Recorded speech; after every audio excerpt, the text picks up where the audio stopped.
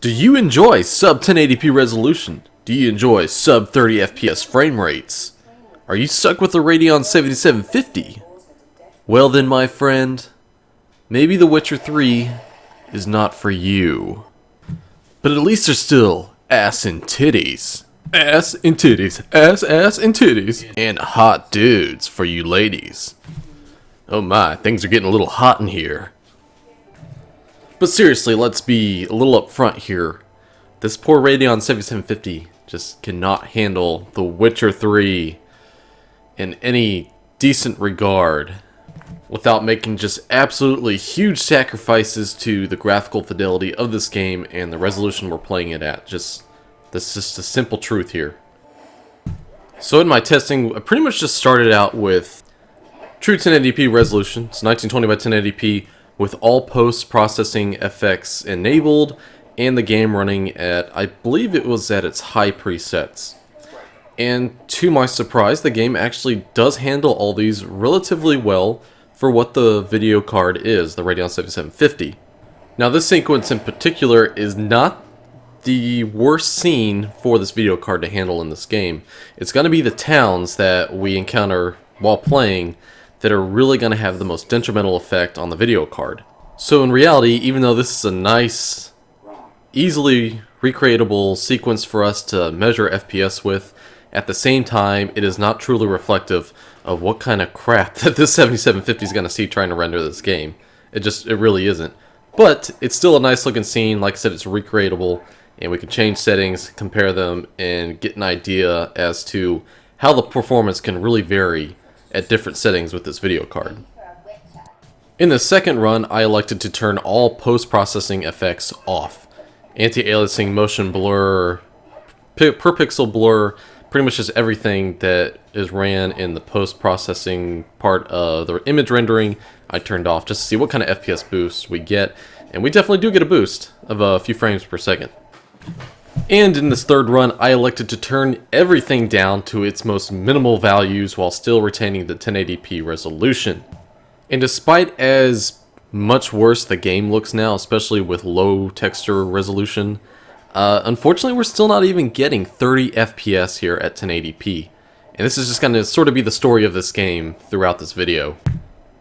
This opening part of the game here at Kaer Morhen, unfortunately just does not reflect at all how brutal this game is on a graphics processor as we delve into the open world meat of this game. And here we go.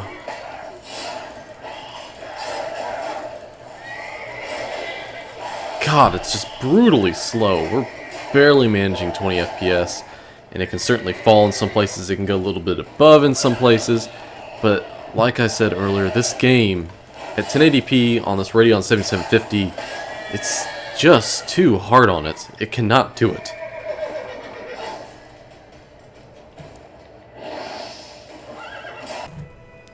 So I went ahead and did what I just absolutely did not want to do, which is just lower the resolution down to 720p and just make it a lot easier for the 7750 to handle this game.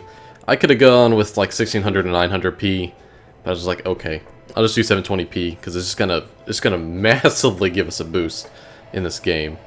Oh, and hey, look, we're well above 30 FPS. Isn't that nice? But boy, do we get a huge loss in image quality going down to 720p from 1080p. But like I said, the performance goes up so much, just so much, despite the much lower resolution of the image and the massive amount of aliasing that is present in this game with all the foliage and whatnot. If memory serves me correctly, the Xbox One version of this game runs at 1600 by 900 normally, but uses a dynamic resolution system to lower the resolution of the game when the action gets hot.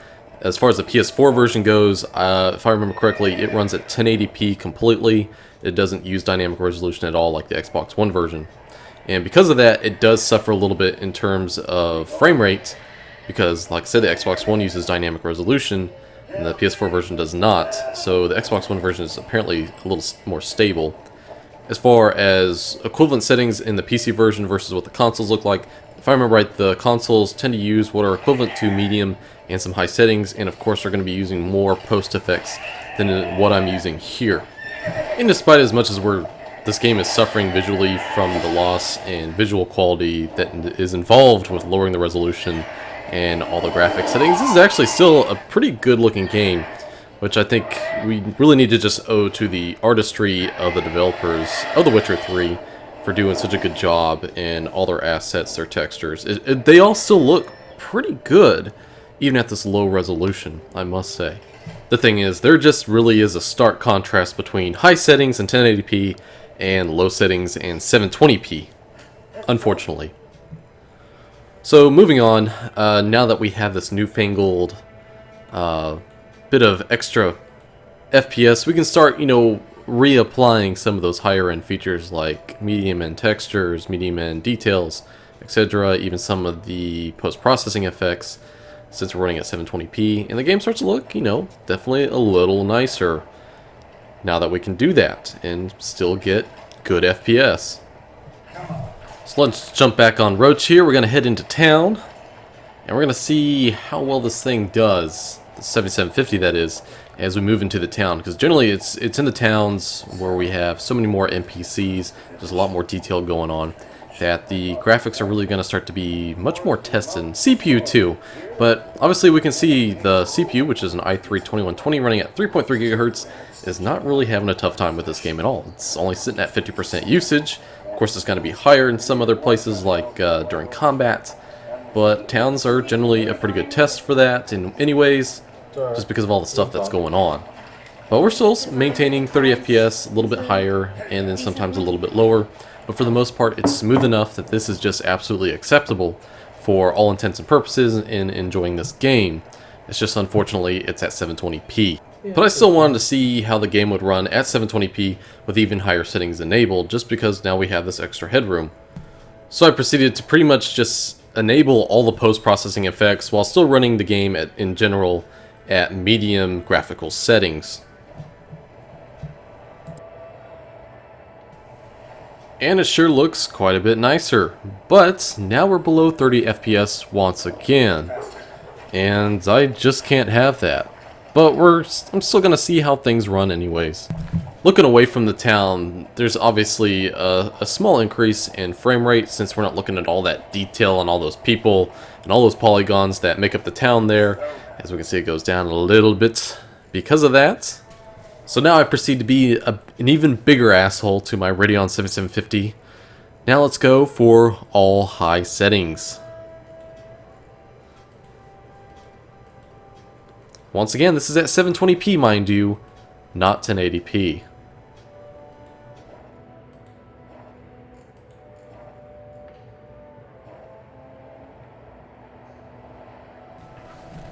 And now we're back down to 20s. Like we were when we were at 1080p minimal resolution, or minimal graphics, sorry. And, to be perfectly honest, if I really wanted to, I could play the game like this. Many of us could, but do you really want to play a game at sub 30 FPS, especially when you get into combat and it might even be more choppy? I don't. I really don't want to have to do that, and most people don't want to do that either.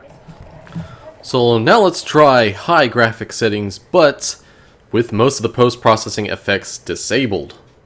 I tend to usually disable motion blur anyways in so many games just because it's graphically intensive and it's just not necessary. Just not really worth it in my eyes in so many cases.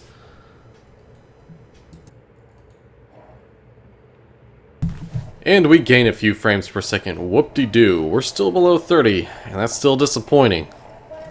But what it is giving me is a better lay of the land in terms of what graphic settings really affect us, and in terms of purely optimizing this game for the Radeon 7750, what's going to be worth it to us, what isn't, and what realistically we can do while still maintaining 30 FPS and 720p resolution.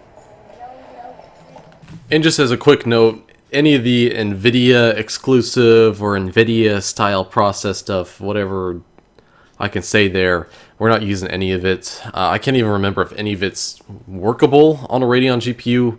Whether it is or isn't, if it said NVIDIA on it, I did not have it enabled. Just pure and simple, not enabled at all, so I didn't have to worry about it. But here we are. I backed everything down to medium resolution, but still a number of those post-processing effects still enabled, and we are back to 30 FPS, but still medium details, and we're still below 30 FPS, especially when we're in town here. However, when we leave town, things tend to speed up quite a bit, which is definitely not a bad thing at all.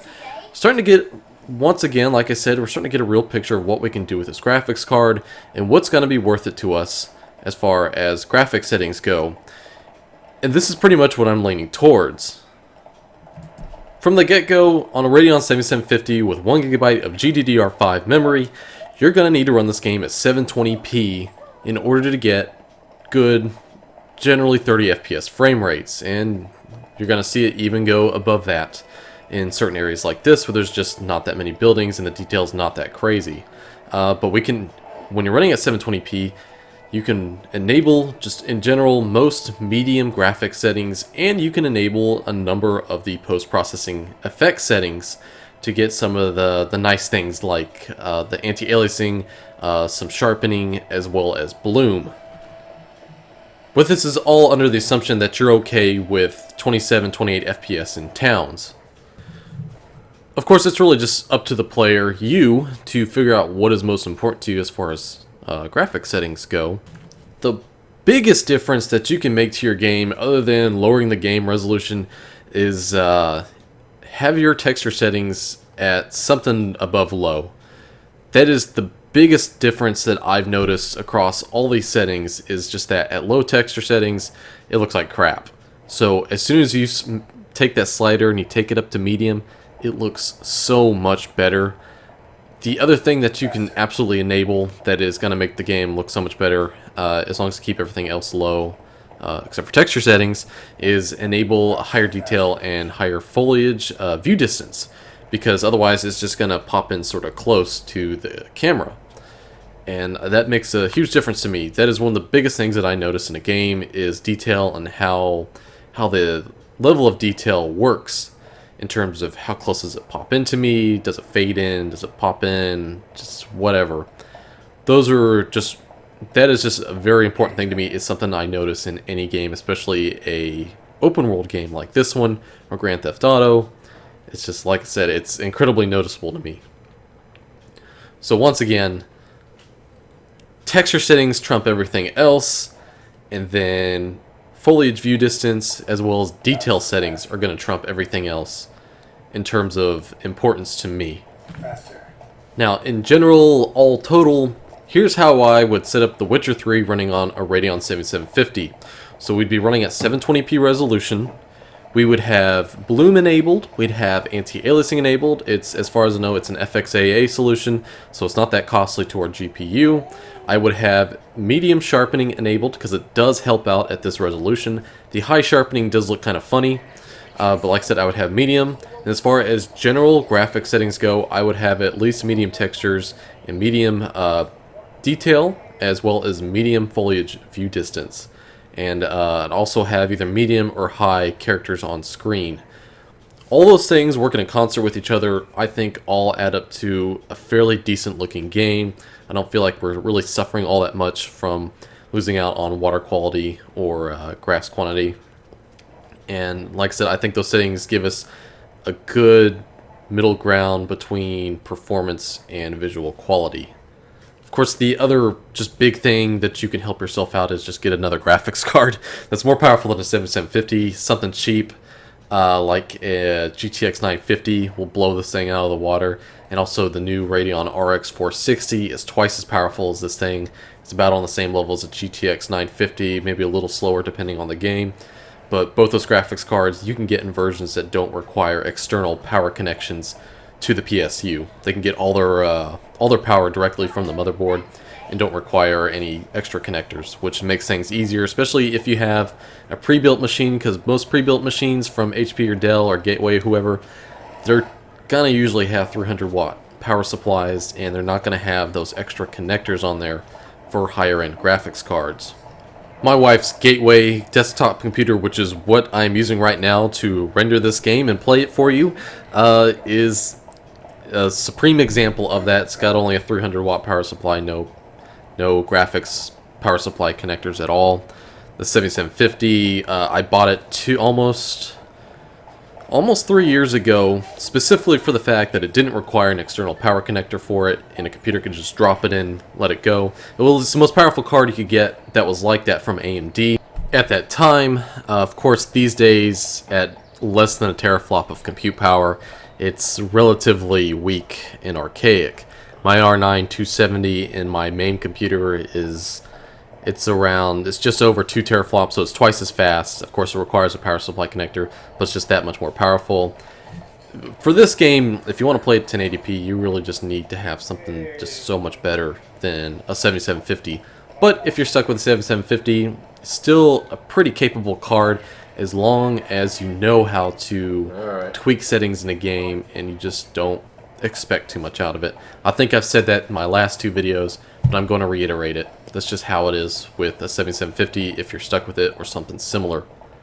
Just go out and buy a new graphics card if you really need that much more power, if you can afford it. If you can't afford it, I'm sorry, you're stuck with it. One more sort of final thing for me to say is I'm not really a graphics whore kind of person. I do completely enjoy the fact that on PC you can just get flat out better graphics than you can get on console and just better performance. But I also completely understand that, you know, consoles have their place. I know why people like them. I also know that people are going to be stuck with weaker computer parts that may not be able to play the same games that they can play on console, or not as well or as nice looking. But, you know, that's why people like me exist and some other channels that I don't specialize in the whole low-end gaming aspect. There is a guy called Low Spec Gamer who really does, and his videos are crazy. I mean, he goes into INI configuration files and mods in order to get games to run on just absolutely piss shit hardware. It's pretty funny, but it's also pretty interesting. So that's just me explaining. I'm not a graphics whore, I swear, but I am a PC gamer, and it's my preferred platform for many reasons, graphics being one of them. But yeah, that's all I have for you guys today. I hope you enjoyed this video. Please like it. If you did, subscribe to my channel if you haven't already. I got more stuff like this on the way as soon as I get around to it. I do enjoy making these videos. I do enjoy checking out the performance profile of hardware, especially graphics. That's just sort of my shtick. But yeah, like I said, like the video if you liked it, subscribe to my channel. I hope you guys have a good one, and I hope to see you next time on my channel. My name is Blitzvogel. Y'all have a great day. Y'all have a good one. Don't get wet. It's raining where I live right now. But yeah, take care, guys. See you next time.